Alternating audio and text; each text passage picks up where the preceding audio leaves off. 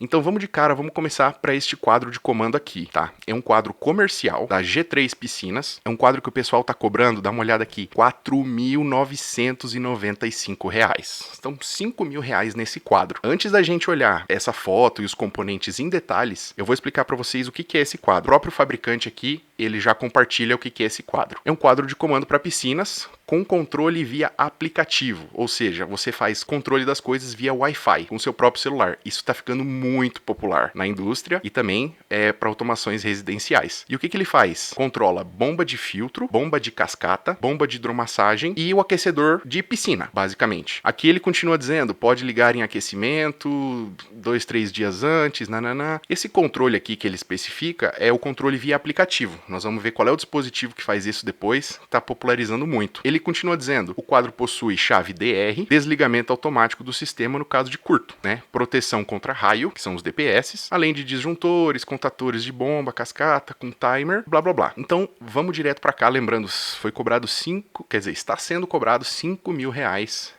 e o pessoal tá pedindo 10 dias úteis para isso aqui vir no estoque. Eles devem demorar mais ou menos uma semana para montar e eles devem fazer isso sob demanda. Eu já baixei essas fotos em alta resolução, então vamos lá, galera. A gente já viu que isso aqui é um quadro de piscina e vamos ver primeiro o que tem de componentes aqui dentro. Tá? Esse aqui é um quadro de comando que eu considero um quadro relativamente simples. O que nós temos aqui? Uma caixa metálica com isolação, legal, um IDR, né, um interruptor diferencial residual, um disjuntor geral trifásico. Aqui nós temos um barramento terra, legal ver isso aqui, pois eu vou explicar por quê. Temos aqui 3 DPS, dispositivos de proteção contra surto, né, que evitam aí que esses componentes e os componentes de campo queimem, no caso de um choque elétrico. E olha que legal, isso aqui é o capricho, tá? Disjuntores motores para proteção dos 3 motores, que ele rotula aqui, filtro, cascata e hidromassagem. São 3 bombas, né? Basicamente, a bomba do filtro, que faz a recirculação da água na piscina para passar no filtro, a bomba da cascatinha e a hidromassagem. O que mais temos aqui? Alguns disjuntores, bipolar, tripolar, uma régua de distribuição e aqui alguns contadores de comando. De comando não, de potência, porque eles estão saindo aqui dos disjuntores motores. O que mais que a gente vê aqui de componentes? Né? Aqui nessa lateral, esses coisinhos brancos aqui são os relés Wi-Fi, que são esses responsáveis por fazer aí o acionamento sem fio desses componentes aqui, né? O aquecedor, a hidromassagem, cascata e filtro. Eu vou mostrar em detalhes depois como é que funciona. E aqui na face do painel nós temos aqui botoeiras, chaves seletoras e alguns botões de iluminação. Deixa eu mostrar numa outra visão aqui, essa foto tá horrível, mas aqui a gente já tem uma noção do que é botão, dos botões aqui, as chaves seletoras. Então vamos voltar para as fotos que tem boa resolução e vamos ver o que a gente consegue observar aqui agora. Como é que seria o funcionamento desse quadro elétrico aqui? O acionamento tem 2 tipos de acionamento, né? Dá para ser feito o acionamento manual aqui pela própria interface e dá para ser feito acionamento via aplicativo, que eles falam. E vamos direto falar desse cara aqui, dá uma olhada. Esse aqui, na realidade, esse aqui é o modelo exato que eles estão usando aqui nesse quadro elétrico, custa R$ 50.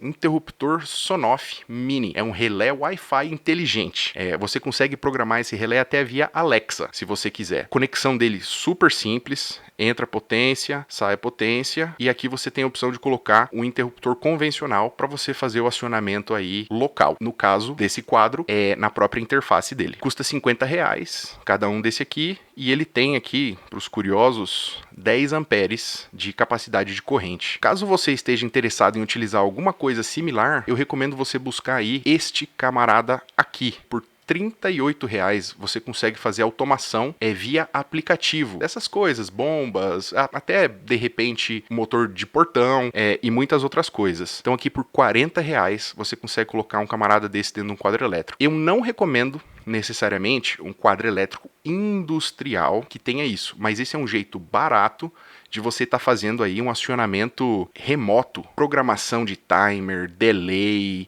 até sensores e algumas outras coisas, e te permite também o acionamento via tecla local. Vamos voltar para esse quadro aqui. A gente já falou um pouco, né, o que são os componentes aqui. Agora nós vamos começar a nossa análise. E eu de cara, eu bater o olho nesse quadro para eu ver o primeiro problema. Eu gosto de ler os quadros de cima para baixo, da esquerda para a direita, como quem lê um livro, né? Esse é o layout que eu adoto aqui na empresa. Fica fácil de você entender o funcionamento do quadro quando você faz assim. Muitas pessoas adotam esse padrão, e foi o caso daqui. E o que a gente vê logo de cara? Aqui no IDR, o pessoal está interrompendo o terra.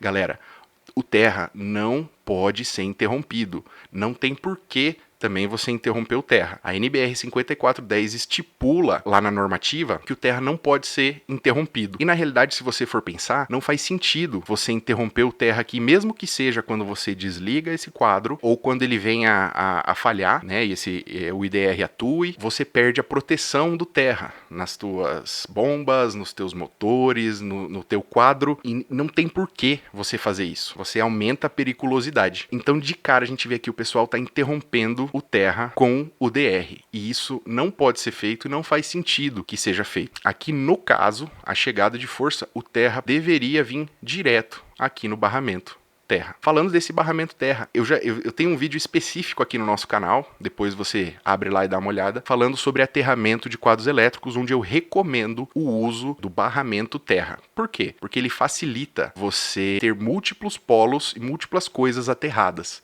Aqui no caso, parabéns, é muito elegante essa solução, que bom que tem aqui. Seguindo, o pessoal teve o capricho aí de colocar cores, pelo menos na parte de distribuição de potência. Por quê? O pessoal fez isso. Quando você tem bombas de água, essa bomba ela só pode rodar em um sentido. Então você não pode, de repente, numa manutenção, fazer a inversão de alguma fase. Senão a bomba pode rodar pro lado oposto e isso pode vir a danificar o teu sistema. Então o pessoal teve pelo menos o capricho de colocar aqui os identificadores coloridos para fazer a identificação das fases aqui. Na saída do IDR, já está vindo aqui para um disjuntor geral, tripolar, que vem aqui para esse barramento de distribuição. Idealmente, os DPS estariam em paralelo antes ou depois do disjuntor geral, dependendo da situação, tá? Se você quer que, quando esse quadro esteja desligado, você tenha proteção contra surto em carcaças metálicas, coisas que estão no campo, é interessante você deixar depois do disjuntor geral. Se não, você pode deixar antes. Isso são trivialidades, vamos dizer assim. E aqui nós temos 3 DPS. Eu recomendo muito o uso de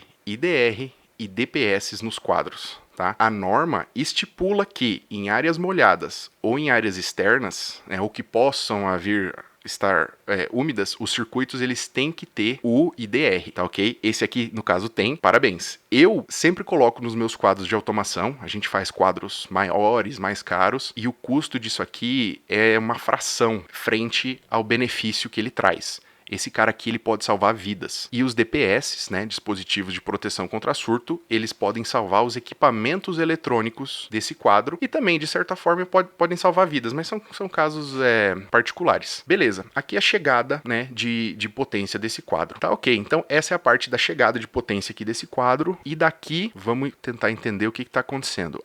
Eles derivaram aqui em cima do DPS, duas fases, para trazer aqui para os motores, tá? Os disjuntores motores do filtro, cascata e da hidromassagem, onde eles fizeram aqui essa derivação daqui para cá. O que eu vejo aqui de cara, galera? Disjuntor motor, você compra trifásico. Você pode instalar ele assim, fase, só que existe um jeito correto, que é diferente disso aqui, para você ligar motores monofásicos em disjuntores motores que tem 3 polos, tá? O jeito correto de fazer isso aqui é uma fase vai passar direto, a segunda fase que passa por aqui, você tira e realimenta. Por quê? Porque ele fica observando a corrente e, por meios térmicos e eletromagnéticos das 3 fases. Então, quando você só tem 2 alimentadas, ele pode vir a funcionar errado, tá ok? E quando você passa a mesma fase uma segunda vez, você garante que a corrente que está passando aqui nos 3 polos seja a mesma, né? Ou bem similar. Então, você garante o correto funcionamento. Esse é o truque para você ligar disjuntores motores trifásicos acionando motores monofásicos, tá? Isso é importante.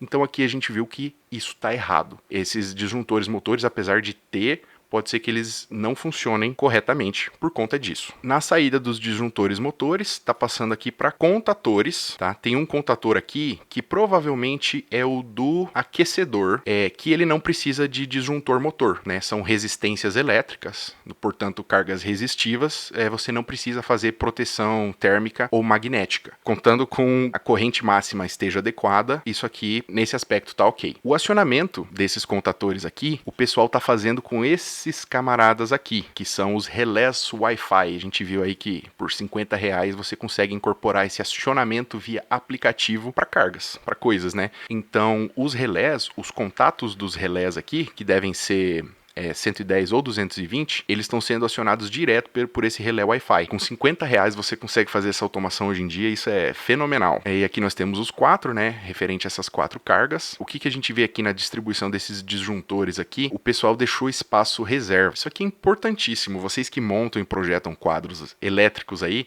reservem espaço e reservem cargas. No futuro, a pessoa quer aumentar, por exemplo, quer aumentar o tamanho da bomba, quer colocar uma segunda bomba de redundância, ou quer colocar uma lâmpada no fosso onde tem o filtro e a bomba. Então aqui ele reservou, além do espaço, ele já deixa o barramento aqui de distribuição tripolar e deixa um espaço de reserva. Isso aqui é muito legal, isso é importante. E além de tudo, cobrir, né, pessoal, pelo amor de Deus, vamos cobrir. Se vocês deixarem espaço sobrando aqui, cubram os terminais, porque isso aqui é risco de choque elétrico. Então aqui, pelo que eu tô vendo até agora, um quadro, apesar de ter algum que outro erro, muito bem projetado e executado. Apesar do custo ser alto, a gente percebe aqui que o pessoal deu atenção e deu capricho. Isso aqui eu gosto bastante de ver, eu faço isso aqui também, colocação de parafusos autobrocantes para segurar os trilhos DIN. Isso aqui eu acho muito legal. O que mais a gente vê aqui? Aqui embaixo tem uma fonte. Eu não consigo identificar agora necessariamente o que essa fonte está energizando dentro desse quadro elétrico. Só me resta pensar, né, visto que esses caras aqui, né, os relés Wi-Fi, a gente já viu ali que eles são 110, 220.